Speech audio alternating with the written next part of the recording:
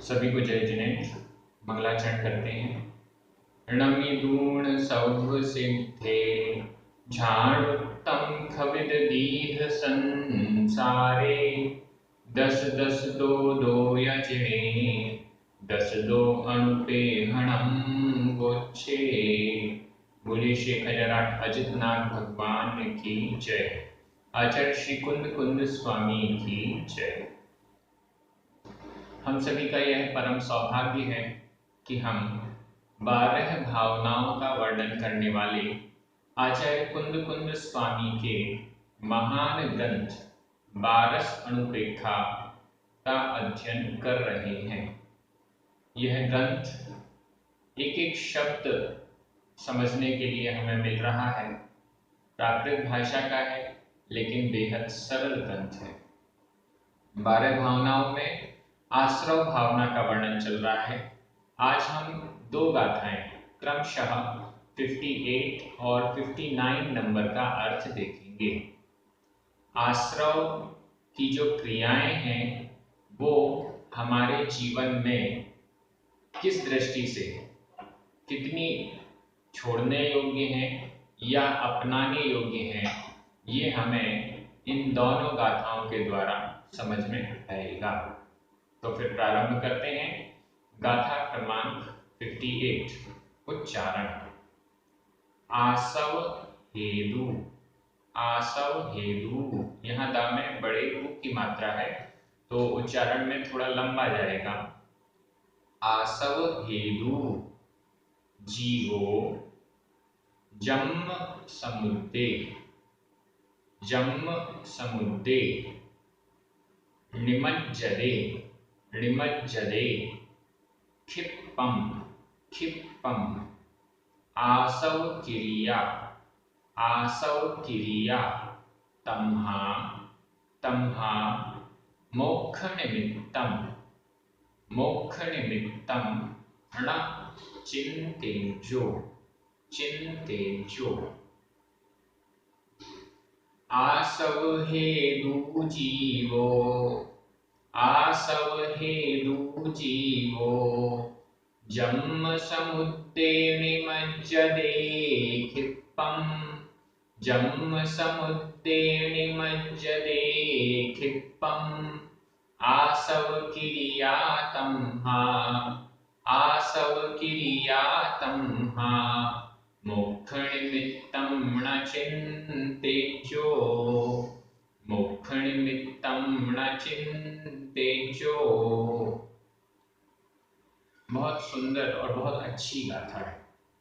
अर्थ एकदम सरल है। आसव हेदु जीवो। जीवो जीव। जीव जन्म समुद्रे जन्म रूप समुद्र में। जन्म मरण वाले संसार समुद्र में। यहाँ जीवो यह प्रथमा का एक वचन है और जन्म समुद्रे यह सप्तमी का एक वचन है। आपको अब तो याद हो गया होगा कि प्रथमा का एक वचन क्या है, सप्तमी एक वचन क्या है। क्योंकि मैं प्राकृत का प्रशिक्षण होने के नाते मुझे ऐसा लगता है कि एक एक शब्द की विभक्ति भी आपको क्लियर होनी चाहिए। आप भले ही 12 अणुपेखा ग्रंथ पढ़ रहे हैं लेकिन इसके अलावा प्राकृत का कोई भी ग्रंथ पढ़ें तो आपको वो समझ में आए, इसका प्रयास भी मैं यहाँ पर कर रहा हूँ। जीवो जीव जन्म समुद्रे जन्म रूप समुद्र में। जन्म मरण रूप संसार, उस संसार रूपी समुद्र में निमज्जते निमग्न होता है, डूबता है। निमज्जते यहाँ पर वर्तमान काल अन्य पुरुष एक वचन का दे प्रत्यय लगा हुआ है। निमज्जते डूबता है। क्षिप्पम शीघ्र। क्षिप्पम यह अव्यय है, इसका अर्थ है शीघ्र। शीघ्र डूबता है, संसार रूपी समुद्र में शीघ्र डूब जाता है। क्यों डूब जाता है? आसव हेतु। आश्रव के हेतु, हेतु यानी कारण। आश्रव के कारण जीव संसार रूपी समुद्र में शीघ्र डूबता है। ये जो आश्रव है, मन वचन काया की क्रिया, जिसके निमित्त से आत्म प्रदेशों में हलन चलन होता है, वह आश्रव है। इस आश्रव के कारण कर्मों का आना हुआ तो वह आश्रव हो गया, और फिर वह कर्म आत्मा से बंध जाते हैं। तो इसके कारण, इस आश्रव के कारण जीव संसार रूपी समुद्र में डूबता है। ये बात एकदम क्लियर है। अब मैं बार बार ये सोच रहा था कि यहाँ पर आश्रव भावना का वर्णन है, निर्जरा भावना का वर्णन है, संवर भावना का भी वर्णन है, लेकिन बंध भावना नहीं बताई गई। मतलब 12 भावनाओं में बंध भावना नाम से कोई भी भावना नहीं है। उसका कारण हम हल्का फुल्का यही समझ पा रहे हैं कि आचार्य कुंकुन स्वामी या अन्य जैनाचार्यों ने एकदम स्पष्ट कर दिया, बंध की क्या भावना भाए, बंध की क्या भावना भाए, जिसके कारण वह बंध हो रहा है उसको छोड़ने की भावना ही अगर हम भा लेते हैं तो बंध तो ऑटोमेटिक छूट जाएगा, बंध से बच जाएंगे। इसलिए आश्रव भावना, आश्रव बंध में कारण है। तो इस दृष्टि से आश्रव भावना कर ली। आश्रव भावना में हमने ये समझ लिया कि ये चीजें छोड़ने योग्य हैं, इसके कारण कर्मों का आश्रव होता है और फिर ऑटोमेटिक कर्म का बंध हो जाता है, तो वह बंध भी से भी हम छूट जाएंगे। दूसरी बात, संवर भावना और निर्जरा भावना भी आगे आ रही है। तो संवर और निर्जरा भावना करने से ही कर्मों का बंध छूटता है। इस दृष्टि से भी बंध भावना की कोई चर्चा नहीं की गई है, और इसमें और चिंतन कीजिएगा। कुछ नया चिंतन आता है तो मुझे भी कमेंट में लिखकर बताइएगा। आश्रव भावना, आश्रव के जो हेतु हैं उससे संसार में डूबते हैं। और क्या होता है, दूसरी लाइन देखिए, आसव क्रिया तमहा, तमहा इसलिए, तमहा इसलिए, तमहा यह भी अव्यय है और इसका अर्थ होता है इसलिए।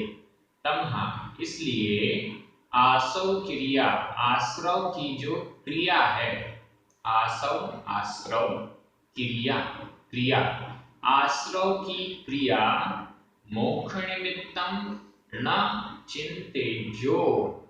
एक एक शब्द पर ध्यान दीजिए। कई बार मैंने भी जब पहले पढ़ा था तो इतना ध्यान नहीं गया, लेकिन यहाँ पर ध्यान जाता है।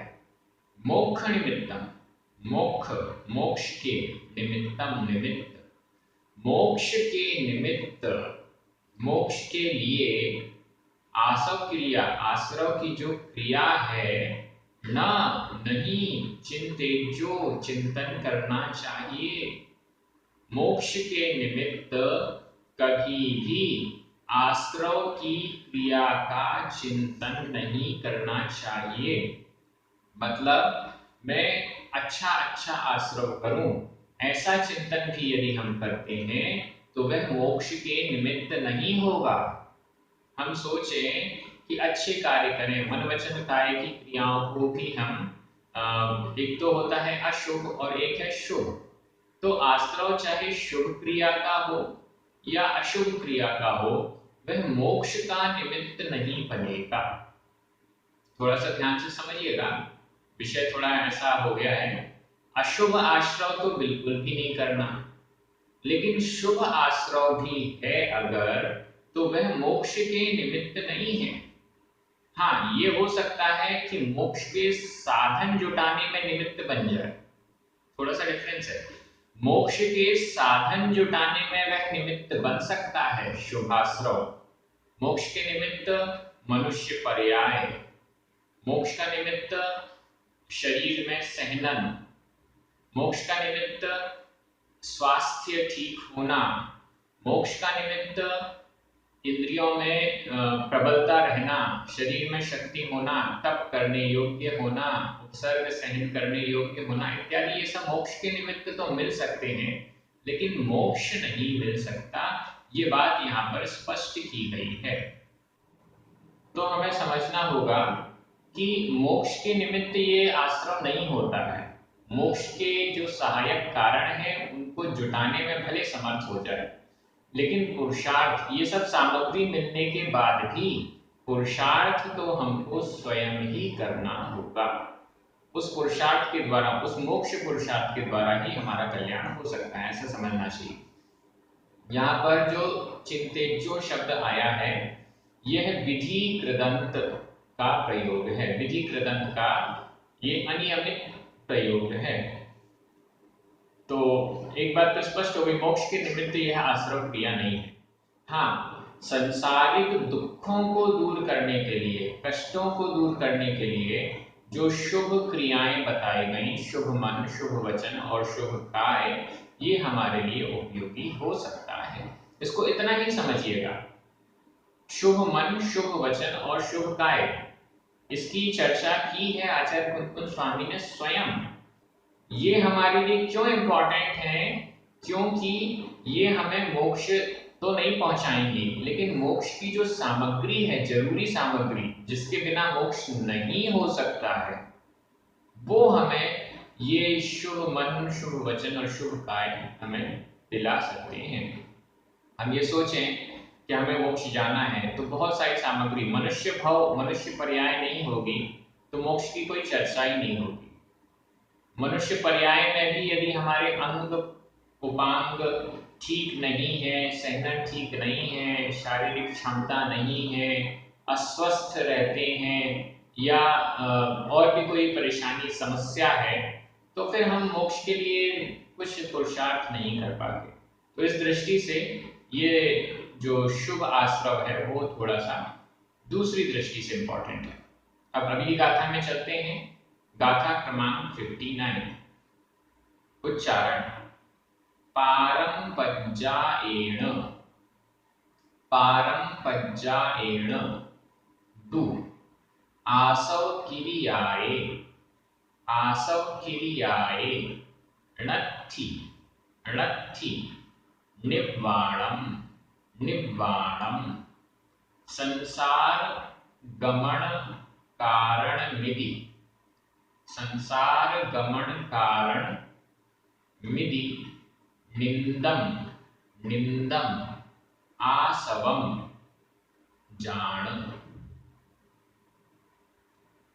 पारम पज्जाएण दु, पारम पज्जाएण दु आसव किरियाएण निव्वाणम, आसव किरियाएण निव्वाणम संसार गमन कारण, संसार गमन कारण मिदिनिंदम आसवम जान, मिदिनिंदम आसवम जान।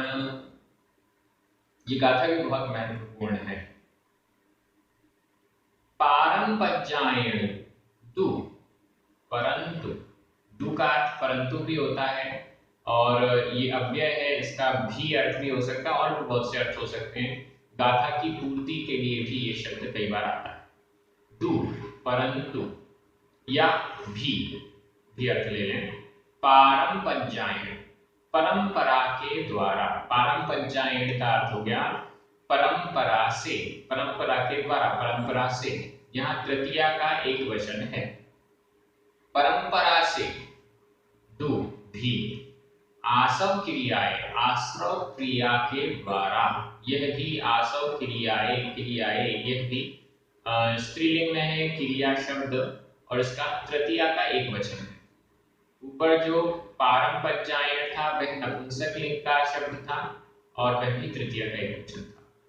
आसव क्रियाएं, आश्रव क्रिया के द्वारा, पारम पज्जाएण दो, परंपरा से भी, नत्थि नहीं है, निव्वाणम निर्वाण। बहुत महत्वपूर्ण लाइन है। आश्रव क्रिया के द्वारा, परंपरा से भी, निव्वाणम नत्थि, निर्वाण नत्थि नहीं है। नत्थि यहाँ पर संधि विच्छेद चाहें तो ना प्लस अत्थि कर दीजिए, इसका अर्थ हुआ नहीं, अत्थि यानी है। परंपरा से भी आश्रव की क्रियाओं के द्वारा निर्वाण नहीं होता है। नत्थि में जो अत्थि आया हुआ है यह वर्तमान काल का अन्य पुरुष एकवचन का प्रयोग यहाँ पर समझना चाहिए। नहीं है, नहीं है। और नत्थी को अगर हम पूरा एक शब्द लें, अगर ना प्लस अत्थी ऐसा संधि विच्छेद कर रहे हैं तो ये सिस्टम हो जाएगा। और अगर नत्थी को एक साथ हम लेते हैं, संधि विच्छेद नहीं करते हैं, तो ये एक अव्यय बन जाता है जिसका अर्थ है नहीं है। दोनों रूप से भी इसका अर्थ नहीं है ऐसा ही निकलेगा। निर्वाण नहीं है मतलब ये कह दिया जाए जैसे कि श्रावक धर्म है, श्रावक धर्म से परंपरा से निर्वाण की प्राप्ति, मोक्ष की प्राप्ति होती है, क्रमशः आगे बढ़कर होती है। और मुनि धर्म से जो है वो डायरेक्ट मोक्ष की प्राप्ति होती है, ऐसा कल कहा गया था। तो क्या परंपरा से हम मान लें आश्रमों के द्वारा परंपरा से मोक्ष मिल जाएगा? तो यहाँ ये कह रहे हैं नहीं, ऐसा भी नहीं है। हम आश्रव जो है वो तो संसार का ही मार्ग है।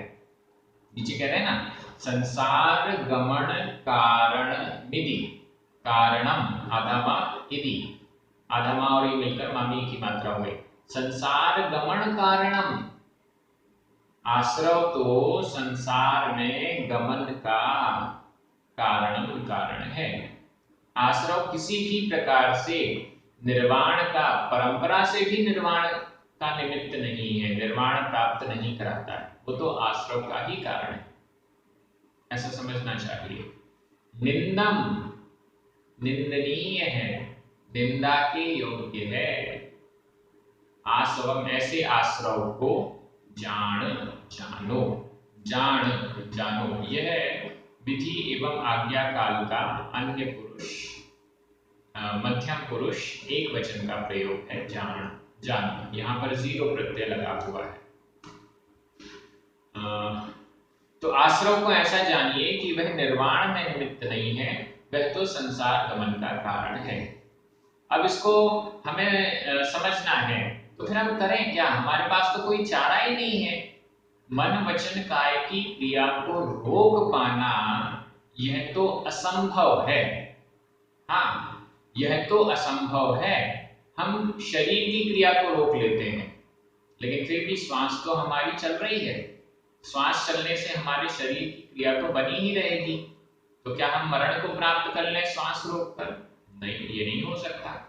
वचन, हाँ, वचनों की क्रिया को हम रोक सकते हैं, हम मौन हो जाते हैं, बोलना बंद कर देते हैं, लेकिन फिर भी अंतरंग में कुछ ना कुछ जल्प तो होता रहता है। अंतरंग में भले हम बाहर से बोलना बंद कर दें, लेकिन अंतरंग में हमारा बोलना चलता रहता है, वह भी तो वचन योग है।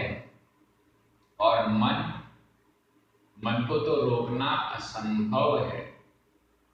इतनी साधना करते हैं मुनि महाराज, फिर भी मन भटकता रहता है।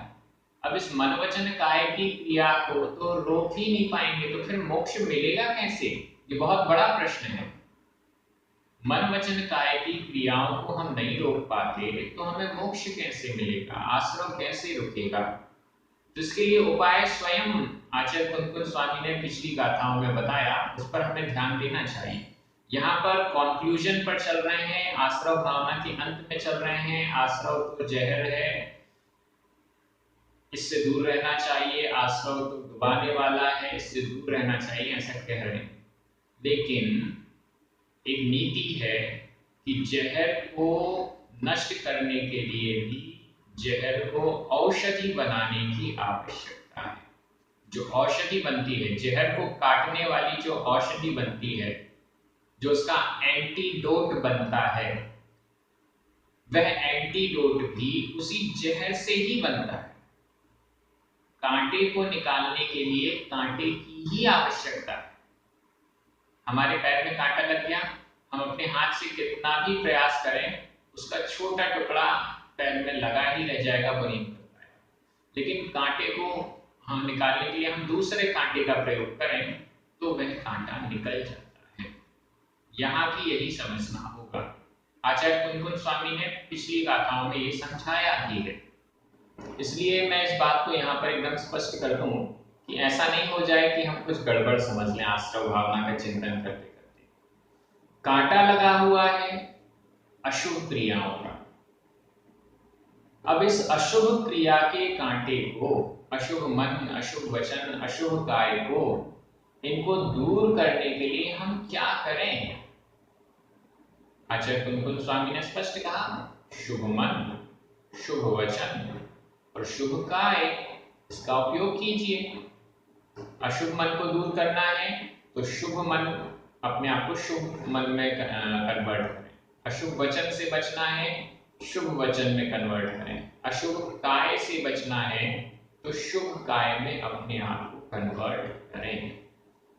ये शुभ मन वचन काय जो है वह एक कांटा है जिसके द्वारा हम जो कांटा चुभा हुआ है उसको निकाल सकते हैं। ध्यान से समझिएगा। अब आपने पैर के कांटे को निकाल दिया, अशुभ मन वचन काय को हटा दिया। अब हमारे हाथ में वह शुभ मन वचन काय का कांटा है, इससे दूर होने में कितना टाइम लगेगा? कुछ भी नहीं लगेगा। वो पैर में थोड़ी चुभा है, वो तो हाथ में है, उसको तो यूं फेंक देंगे। देखिए, अशुभ जो है वो तो एकदम घुसा हुआ है पैरों में, उसको निकालना बड़ा कठिन हो गया। उसको निकालने के लिए एक दूसरा कांटा हमने उठाया और अपने पैर में घुसाया, तब जाकर वह पैर से निकला। अब जो दूसरा कांटा हमने पैर में घुसाया है वो कब निकलेगा? जो हमने स्वयं उस अपने पैर में घुसाया है वो कब निकलेगा? वो तो बिल्कुल आराम से अपने हाथ से ही घुसाया गया, हाथ से ही निकल जाएगा। इसी है। दूसरे उदाहरण से समझते हैं, आपको मेरी बात समझ में आ गई होगी। घर में चोर घुसा है, कर्म चोर, घर में चोर घुसा है। अब इन चोरों को भगाने के लिए हम क्या करते हैं? खुद हाथ पैर चलाते हैं तो वो तो भागने वाले नहीं, पुलिस को बुलाते हैं। पुलिस आती है, पुलिस को देखते ही वो चोर भाग जाते हैं। जैसे पुलिस की गाड़ी की आवाज आती है, सायरन की आवाज आती है, सब चोर छुप जाते हैं और धीरे धीरे भागने का प्रयास करते हैं, भाग जाते हैं। अब पुलिस को भगाना है घर से, तो क्या करें? कितनी देर तक रुकेगी वह पुलिस हमारे घर में? चोर होते तो वो तो पता नहीं कितने दिनों तक और पूरा घर ही कब्जे में कर लेते, लेकिन पुलिस कब तक रुकेगी हमारे घर में?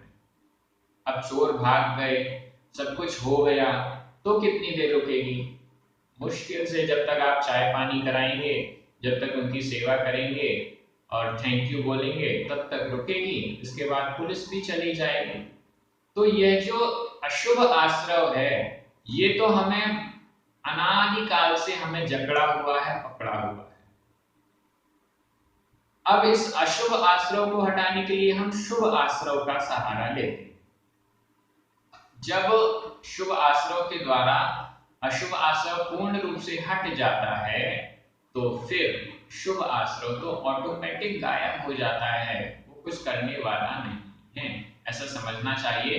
तो इस दृष्टि से ये दोनों गाथाएं बहुत महत्वपूर्ण हैं। आपने इसके अर्थ को और भावार्थ को भी समझने का प्रयास किया। आश्रव भावना की एक अंतिम भावना है जिसका वर्णन अगले वीडियो में आएगा। फिर हम संवर भावना की ओर आगे बढ़ेंगे और बहुत जल्दी हमारा यह ग्रंथ धर्म भावना और फिर बोधि दुर्लभ भावना की ओर होकर यह पूर्ण हो जाएगा। इसकी परीक्षा भी आयोजित होनी है। जिसको परीक्षा में सम्मिलित होना है वो उसके लिए रजिस्ट्रेशन का एक फॉर्म बनेगा, वो आपको मैं प्रेषित करूंगा, या अगर आपको नहीं मिल पाता है तो आप मुझसे व्यक्तिगत कांटेक्ट कर लीजिएगा। अभी कुछ दिनों बाद उसको रिलीज कर दिया जाएगा। आप सभी बहुत अच्छे से अध्ययन कर रहे हैं, एक शब्द का आप समझने का प्रयास कर रहे हैं, ये बहुत अच्छी बात है। जितने भी लोग 12 अनुपेक्षा ग्रंथ का और प्राकृत के अन्य ग्रंथों का प्रचार प्रसार कर रहे हैं, सबको बहुत बहुत धन्यवाद। हमारे जो वीडियो के पुण्यार्जक हैं, जिनके निमित्त से ये वीडियो चिरस्थायी हो रहा है, यूट्यूब पर अपलोड हो रहा है और सभी तक पहुंच पा रहा है, उनको भी बहुत बहुत धन्यवाद। सभी कुछ रही जिन्हें